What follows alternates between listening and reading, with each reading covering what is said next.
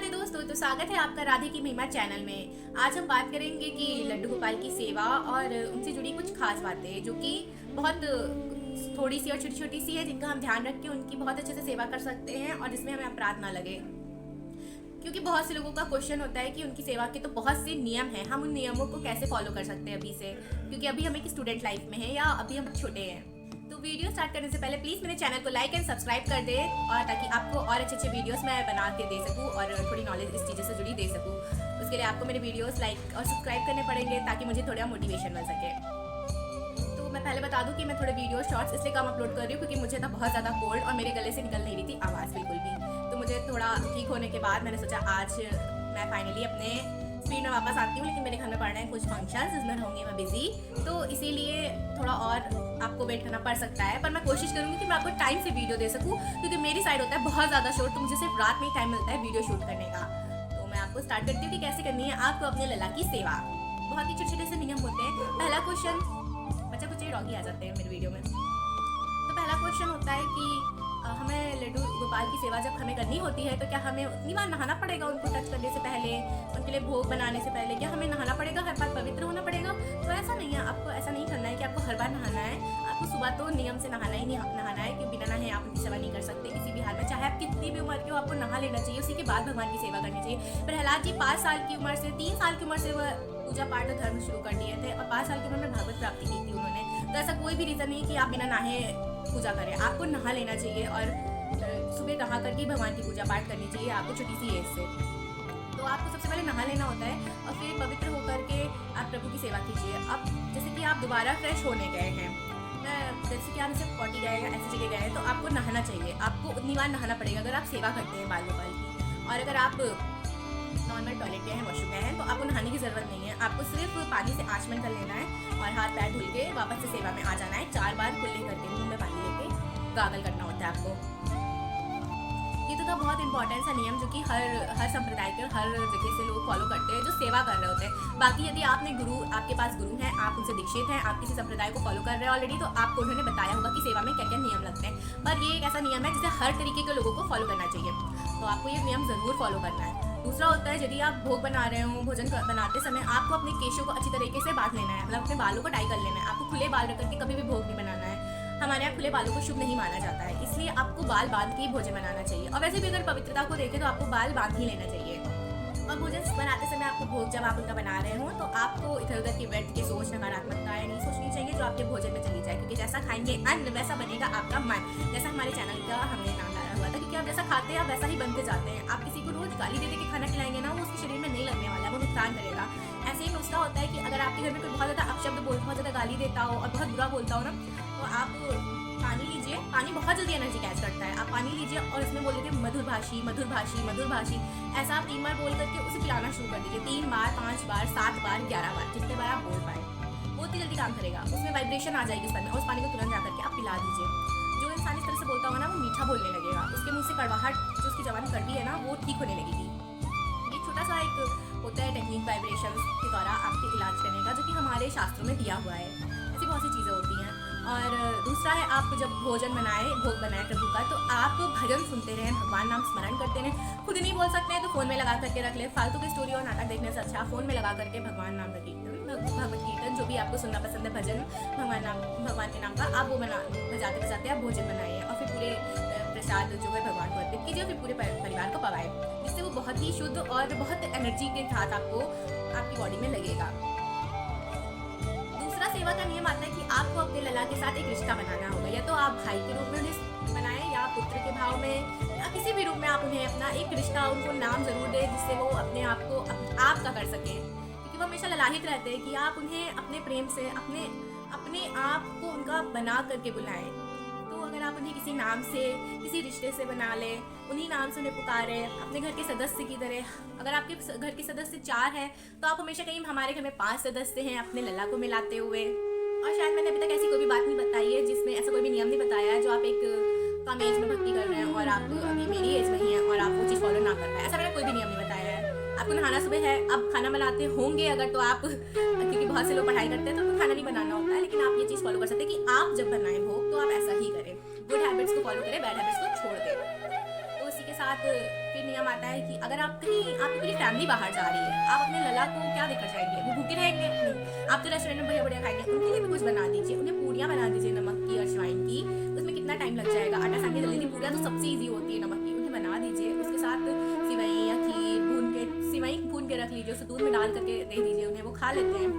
बहुत छोटी छोटी सी ऐसी रेसिपीज़ हैं जो मैं अपने चैनल पे भी डालती रहती हूँ, जो कि बहुत इजी बन जाती हैं। तो आप वहाँ से जाकर के उन्हें देख सकते हैं कि कैसे बनाएं। और लल्ला को बिना अनियन गार्लिक का भोग लगाएं, शुद्ध सात्विक भोग लगाएं। लल्ला कभी भी प्याज लहसुन का खाना नहीं खाते हैं। तो आप अगर कुछ प्रोडक्ट बाहर से ला रहे हैं उनके लिए, तो उसके पीछे इंग्रीडियंट्स में जरूर चेक करें कि उसमें अनियन गार्लिक है तो नहीं, क्योंकि वैसे बहुत से प्रोडक्ट आने लगे जिसमें अनियन गार्लिक नहीं होता है। यहाँ तक कि मैगी भी ऐसे आने लगी जिसमें अनियन गार्लिक नहीं है, लेकिन वो बहुत जल्दी मिलती नहीं है, बहुत कम स्टोर्स पे अवेलेबल होती है। तो आप बहुत चेक करके उन्हें चीज़ें दें। और बिस्किट्स में भी अनियन गार्लिक का काफ़ी बार यूज़ होता है, तो बिस्किट में अगर आप भोग लगा रहे हैं तो उसके भी इंग्रीडिएंट एक बार चेक कर लें। दूसरा भोग कम से कम 2 बार तो आप अपने लला को दे ही। दूध का जो भोग होगा वो सुबह दे। सुबह के नहलाने से पहले आपको उन्हें दूध का भोग लगाना चाहिए। जैसे कि सारे बच्चे सुबह उठते ही सबसे पहले उन्हें दूध दिया जाता है, वैसे आप अपने लला को दूध दें, उसके बाद नहला दें। दूध के देने के 5 मिनट बाद कम से कम थोड़ा गैप रखें, फिर उन्हें नहला दें। जिस हिसाब का मौसम है उसी हिसाब से पानी लें। जैसे कि ठंड है तो गर्म पानी और गर्मी है तो नॉर्मल पानी से नहलाएं। वो एक शिशु है, वो बिल्कुल वैसे ही जैसे आप बचपन में थे। तो आप ये सोच लीजिए आपको बचपन में क्या करना था, क्या नहीं करना था, आप कैसे रहते थे, बिल्कुल वैसे ही आप अपने लला को भी रखें। पूजा में सबसे प्रधान होता है आपका भाव। यदि आप भाव से अपने लला को सेवा करेंगे और उनकी सेवा में हर चीज़ जो भी दे रहे हैं वो बहुत सेवा भाव से दे रहे हैं, बहुत प्रेम भाव से दे रहे हैं, तो वो स्वीकार ही करेंगे। आपको ऐसा नहीं करना है कि आप भगवान की बहुत बड़ी सेवा कर रहे हैं। आपको इस चीज़ का भी अहंकार नहीं आना चाहिए उनकी सेवा में। वो आपको 2-3 टाइम लगाना है, आपके अंदर जैसा सामर्थ्य हो। 1 टाइम का दूध, 2 टाइम का तो उन्हें देना ही देना है खाना। कि आप 1 टाइम खाना दे रहे हैं तो दूसरे टाइम में कुछ अगर आप बिल्कुल भी नहीं दे पा रहे, आपके घर में बन ही नहीं रहा, बाहर रहते हैं, तो आप उन्हें दूध का भोग लगा दे, बिस्किट दे दे, ऐसा ही कुछ दे दे, हल्का दे दे, हलवा बना के दे दे। और आपको 1 टाइम का भोजन पूरा देना ही देना होता है उन्हें, क्योंकि बच्चे भूखे हो जाएंगे। आप सोचिए आपके घर में भी रह रहे हैं, उन्हें बिना भोजन दिए घर से बाहर निकल जाते हैं, खुद तो खा रहे हैं, वो घर पे बैठे हैं, उन्हें मिश्री पवा रहे हैं, उन्हें तुलसा जी दे देते हैं भोग में। ऐसा नहीं करना है। उन्हें भूख बहुत लगती है, अगर आप उनकी कहानियाँ पढ़ेंगे तो आपको पता चलेगा कि वो कितने जल्दी उनकी भूख लगती है, कितनी उनकी सुधा लगती है। बहुत ज़्यादा नॉइज़ हो रही है बाहर, मैं परेशान होगी। बस वैसे वीडियो बनाने की सोच रही हूँ, इतना शोर है बाहर की, फिर मैं सोचती हूँ मैं रात में बनाऊंगी तो रात में भी शोर नहीं खत्म होता है। तो थोड़ा सा ये मेरे घर में है। उसके बाद टॉपिक से इधर उधर हो जाती हूँ जब ये शोर होता है, इसलिए हॉर्न बजाते हुए। अगर रोड खाली है तब भी लोग ट्रैफिक में हॉर्न बजाए पड़े हैं। अरे कहाँ आगे चले जाओगे, सब्र रखो, जाना सबको एक दिन एक ही जगह पर है, थोड़ा धीरे चल के चलो भाई, हॉर्न बजाने से क्या होगा।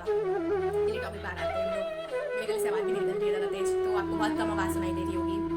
हमेशा ठाकुर जी की सेवा करते समय आपको एक बात ध्यान रखनी है, आपके घर जो ठाकुर जी आए ना वो आपके अनुकूल सेवा लेने आए। आपको किसी को देख करके कॉपी नहीं करना है कि वो इतनी सेवा करता है, वो इतनी नहीं करता है, वो ऐसे कर देता है, वो वैसे कर देता है। आपकी आत्मा आपको बताएगी कि आपको कैसी सेवा करनी है। आपके घर भगवान आए हैं, आपको पता है कि आप कैसी सेवा कर पाएंगे, तो बहुत ज़्यादा बर्डन लेने की जरूरत नहीं है। वो धीरे धीरे खुद ही करवा लेंगे। वो इतने शांत नहीं बैठते हैं कि आप सोचेंगे मैं नहीं करूँगा। अरे उन्हें करना होगा, वो आपसे करवा लेंगे, कैसे भी करवा ले। बहुत ज़्यादा बर्डन नहीं लेना है, वो धीरे धीरे आपकी खुद भी आदत पड़ जाएगी। आप जब सेवा करना शुरू करेंगे, लेकिन आपको शुरू तो करना ही पड़ेगा। कुछ करेंगे नहीं तो कुछ मिलेगा भी नहीं। तो आप जब उन्हें भोग दे दें तो आपको उन्हें रात में शयन में भी देना है। उन्हें बहुत प्यार से सुलाएं, लोरी सुनाएं। मैंने अपने चैनल पे लोरी डाली थी, आप चाहे तो वहाँ से देख लें। उसके बाद ऐसे सुनाना मैंने ये भी डाला हुआ है। उनके वस्त्र हल्के करके उन्हें शयन में दें, उनके लिए बिस्तर रखें उनके सोने का, और फिर उन्हें सुबह उठाएं। लला को बहुत तेजी से उठाना नहीं होता कि हिला के बस उठा के बैठा दिया। उन्हें प्यार से जगाइए, सहलाइए, लला उठ जाओ, ताली बजाओ धीरे से 3 बार, ताकि वो उठ जाए। जगाने से पहले 3 बार ताली बजाएं या हल्की सी घंटी बजाएं और बहुत प्यार से हल्के हल्के हाथों से सहलाते हुए उन्हें उठाएं, ताकि वो बच्चों की तरह ही है ना, और उनको प्यार से उठाएंगे तो प्यार से उठेंगे।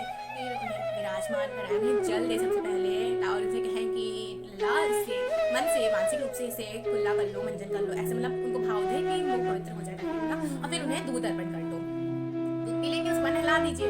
उसके बाद आपने अगर कुछ भोग बनाया तो वो दे दीजिए, पूजा अर्चना कर लीजिए। उसके बाद आप अपना काम कीजिए। फिर जब भोग का समय होगा दोपहर का, तो आप उन्हें जो आप खा रहे हैं, आप सब्जी में लहसुन प्याज बना रहे हैं तो लला को रोटी दे दीजिए। क्या जरूरत है सब्जी में, बाद में प्याज लहसुन डाल लीजिए, और ना ही खाए तो ज़्यादा अच्छा है अगर आप भक्ति में जाना चाहते हैं, क्योंकि मैंने जैसा कि अपने अनियन गार्लिक के वीडियो में नियम में बताया था, आप वहाँ से जाकर वो वीडियो देख सकते हैं। और उसके बाद आप वो भोग दे दीजिए, थोड़ी देर में उठा लीजिए। तुरंत लगा करके तुरंत नहीं उठाइए, थोड़ी देर रखिए उनके पास, 10-15 मिनट, जितनी देर आपको खाने में लगती है उतनी देर उनको भी लगती है खाने में। खाने के बाद उठा लीजिए। ऐसा नहीं है कि वो खा रहे तो आप देख रहे हैं, थोड़ा सा मत देखिए। वो भाव की बात, अगर आप देख भी रहे हैं तो भी वो खा रहे हैं। वो ऐसा नहीं कि रोटी उठा के खाएंगे, वो भाव से खाते हैं, उस सुगंध से खा लेते हैं। तो आप उन्हें भोग थोड़ी दे दीजिए, फिर उठा लीजिए, फिर पूरे प्रसाद में मिला दीजिए। फिर दूसरे टाइम अगर आप उन्हें दूध देंगे। शाम को जैसे आप चाय कॉफ़ी पीते हैं तो दे दीजिए, आपके भाव अगर आपको देना हो, क्योंकि इस सब में पूजा में भाव होता है ना, तो आपका जो मन आत्मा आपसे करने के लिए वही करे। और उन्हें प्याज लहसुन मत दे दीजिएगा कि आपकी आत्मा कह रही है कि प्याज लहसुन दे देती हूँ, मेरा काम आसान हो जाएगा। नहीं नहीं, प्याज लहसुन नहीं खाते हैं वो, कुछ भी अपवित्र नहीं खाएंगे, वो बासी नहीं खाएंगे, बासी आटे से रोटी बना करके नहीं देनी है आपको उन्हें, ताज़ा खाना देना है आपको उन्हें। तो इन्हीं सब चीज़ों का बस ध्यान रखना होता है थोड़ा सा।